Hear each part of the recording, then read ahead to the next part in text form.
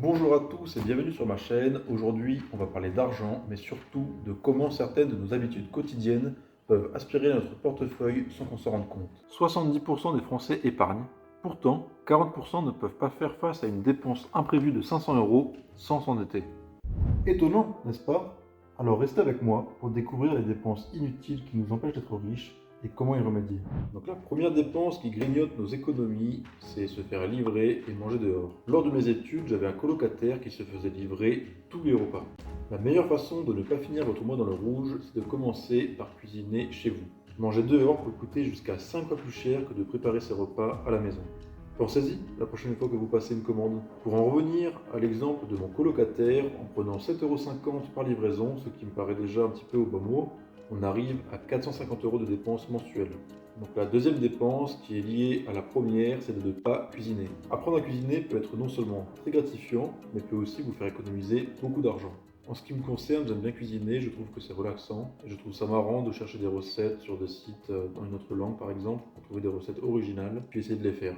Donc en reprenant comme élément de comparaison mon colocataire qui se faisait livrer tous les repas et qui dépensait au bas mot 450 € par mois en alimentation en se faisant livrer tous les repas, en se basant sur 3 € de coût de revient pour un repas préparé à la maison, on arrive à 180 € mensuels de dépenses pour l'alimentation, ce qui représente tout de même une économie de 270 € sur le mois.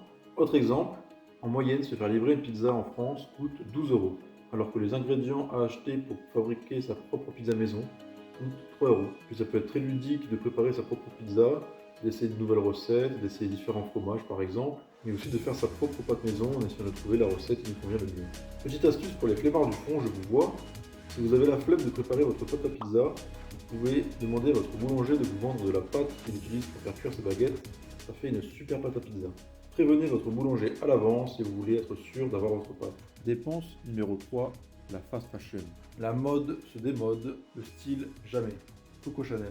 Acheter les derniers vêtements à la mode peut être tentant, mais c'est une habitude coûteuse qui peut nuire à vos économies. Optez pour des pièces intemporelles et de qualité qui vous tiendront des années. Dépense numéro 4, acheter une voiture au-dessus de ses moyens. La voiture que vous conduisez ne devrait pas être un symbole de statut et un moyen de transport. Ne laissez pas une voiture ruiner vos finances. Choisissez un modèle qui correspond à vos besoins et à votre budget. J'ai vécu une partie de ma vie sur l'île de la Réunion.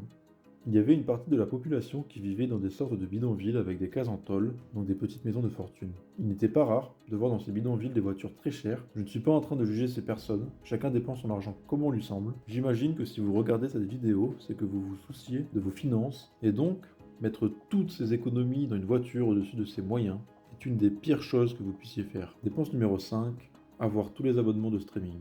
Avoir plusieurs abonnements peut sembler anodin, mais cela s'additionne rapidement. Évaluez ce que vous regardez vraiment et résiliez ce qui n'est pas nécessaire. J'ai regardé les tarifs individuels, et si vous avez Netflix 10 €, plus Amazon 7 €, plus Disney 9 €, plus Crunchyroll 6 € et Deezer 12 €, ça représente tout de même 530 € par an. Dépense numéro 6, sortir toutes les semaines. Sortir est agréable. Les sorties hebdomadaires sont amusantes, mais elles peuvent vite devenir une fuite d'argent.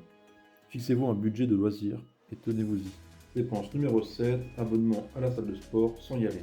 Ne payez pas pour des muscles que vous n'avez pas. En comptant 25 € d'abonnement mensuel, si vous n'y allez pas et que vous vous engagez sur un an, vous jetez 300 € à la poubelle.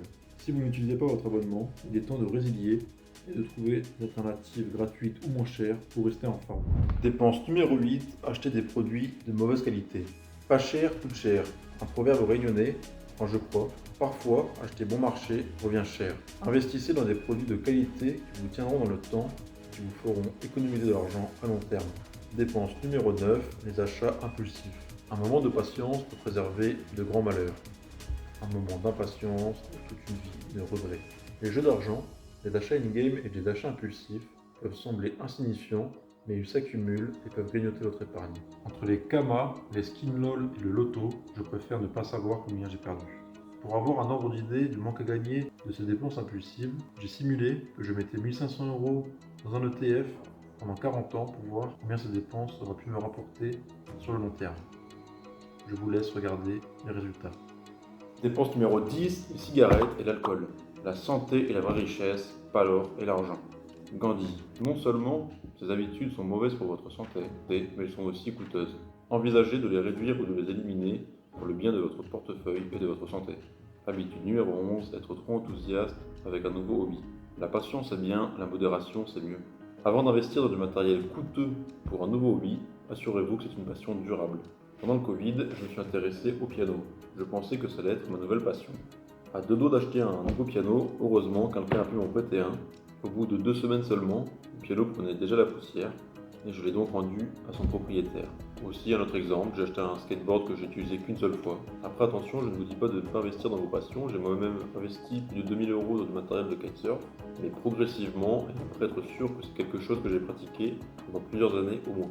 Habitude numéro 12 qui grignote vos économies, garder son argent sur un compte courant. L'inflation est comme le vent, vous ne le voyez pas, mais vous sentez ses effets. Si vous ne faites rien, l'inflation réduira la valeur de votre argent. Pensez à le placer sur un livret A ou un LEP si vous êtes éligible. Ce sont des placements avec zéro risque qui permettent de limiter l'impact de l'inflation sur vos économies. Voilà, nous avons fait le tour des habitudes qui peuvent nuire à notre santé financière. Rappelez-vous que chaque euro économisé est un pas de plus vers la liberté financière. Merci d'avoir regardé la vidéo et n'oubliez pas de vous abonner pour plus de conseils sur la gestion de votre argent. À la prochaine.